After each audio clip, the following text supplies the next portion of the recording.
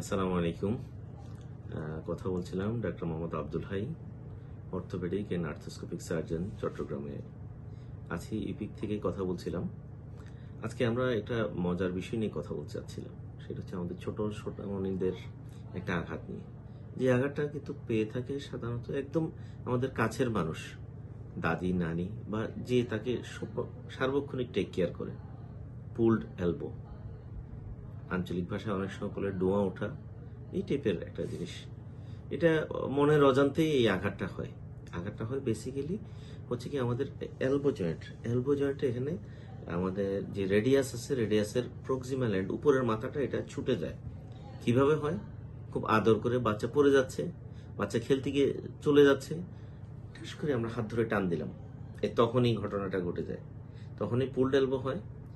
এখন এর পরবর্তীতে দেখা যায় কি, যেহেতু আমাদের খুব কাছের মানুষ, দাদি, নানি বা কাজের বুয়া, এমনকি মা বাবার মাধ্যমেও হতে পারে, সাথে সাথে আমরা সবাই অস্থির হয়ে যায়, বাচ্চা কান্নাকাটি, বাচ্চা হাত নাড়তে পারে না। তখনই কি করা হয়? কবিরাজ, আত্মীয় স্বজন, কাছের মানুষ, ডলাডলি, মালিশ, এই সেই, মনের অজান্তে অনেক সময় ঠিক হয়ে যায়। কিন্তু সমস্যা হচ্ছে কি, এটা যখন ঠিক না হয় তখন কিন্তু তার কনসিকুয়েন্স অনেক লম্বা, অনেক খারাপ হতে পারে। চিকিৎসাটা খুব সিম্পল, ডাক্তারের চেম্বারে নিয়ে আসলেই এটা সিম্পল একটা ম্যানুভার দিলে এটা আবার ঠিক হয়ে যায়।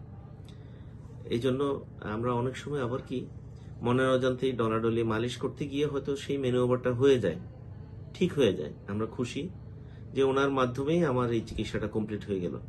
পরবর্তীতে দেখা যায় কি অন্য কোনো একটা গ্রিভিয়াস ইনজুরিতেও আমরা সেই একই পদ্ধতি অনুসরণ করে আরো বিপদে পড়ে যাই। তবে এই ক্ষেত্রে একটা সতর্কতার বিষয়, যেটা এই জিনিসটা অ্যাভয়েড করাটা খুব সহজ। সহজ কেমন?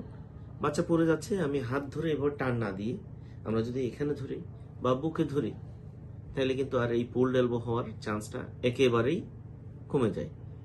আর এই পুলড এলবো হওয়ার চান্সটা থাকে জন্মের পর থেকে 7 বছর বয়স পর্যন্ত।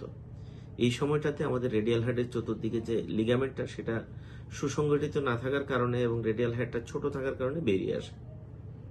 এই সবচেয়ে আদরের সময়গুলিতে ছোট্ট সোনামণিদেরকে যদি আমরা একটু খেয়াল রাখি, তাহলে কিন্তু এই সময়টা থেকে, এই পুলড এলবো, এই ইনজুরি থেকে আমরা বেঁচে থাকতে পারি।